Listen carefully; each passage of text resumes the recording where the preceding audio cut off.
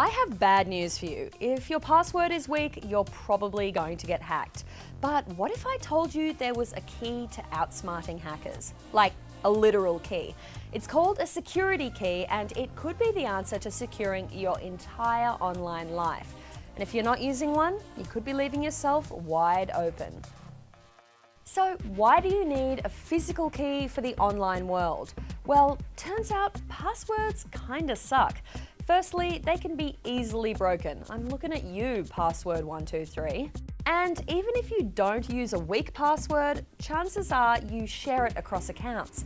In fact, according to LastPass, the average person has 85 online accounts.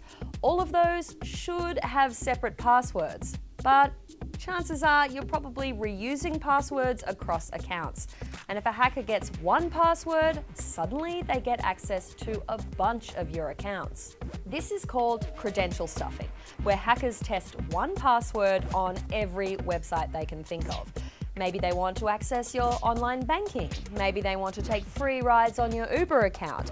Maybe they want to steal your entire identity. Who knows? But suddenly one password has unlocked a lot more than you counted on. So that's where two-factor authentication comes in. The idea behind two-factor is pretty simple. You use something you know, your password, with something you have, your phone. That means the first time you log in from a new device, you'll need your password, but you'll also need a code, which is either generated in an app on your phone, like Google Authenticator, or sent to you via text. Great! Well, no. While it's more secure than just a password, getting a code texted to your phone isn't actually the best option. It's surprisingly easy for someone to remotely steal your phone number and move it to a new device.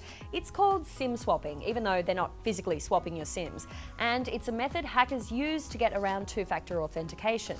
Okay, so what about authenticator apps? Well, these apps, like Google Authenticator, generate a code that's tied to your physical phone, not your phone number. And you can use them for most of your major online accounts. But still, the process isn't entirely foolproof. One way hackers can get around these apps is by creating a website that looks a hell of a lot like the usual website you'd log into. When it comes time to put in that two-factor code, they can steal it through the fake website and access your accounts. Yes, it's pretty rare, but if it happens to you, you're in trouble, which is why you need a security key.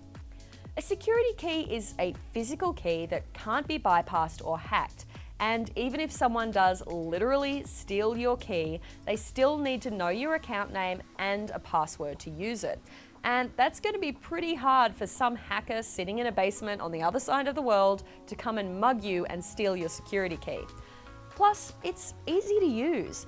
When you log into a new device, you enter your password as usual, but instead of getting a code via text or an app, you just pop this key into the USB port and press the button. Or if you're on your phone, some newer keys can connect wirelessly via NFC or Bluetooth. These keys use an open standard called FIDO, short for Fast Identity Online.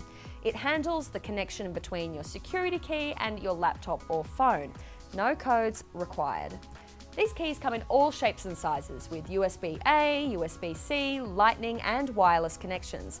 They're available from brands like Google, Thetis and Yubico, and the prices range from $20 for a basic key to $70, which will get you features like dual connectors. So, you could try remembering 400 different passwords or just hope that you don't get hacked, or you could pay a bit of money for a bit of peace of mind. Considering how much of our lives are online these days, it's probably worth the spend. All right, so what do you think? Are you militant about your passwords or are you pretty lax? Let me know in the comments below. Pop your password down there too. Just kidding. And if you want to see more from CNET, then make sure you check out these videos over here. All right, guys.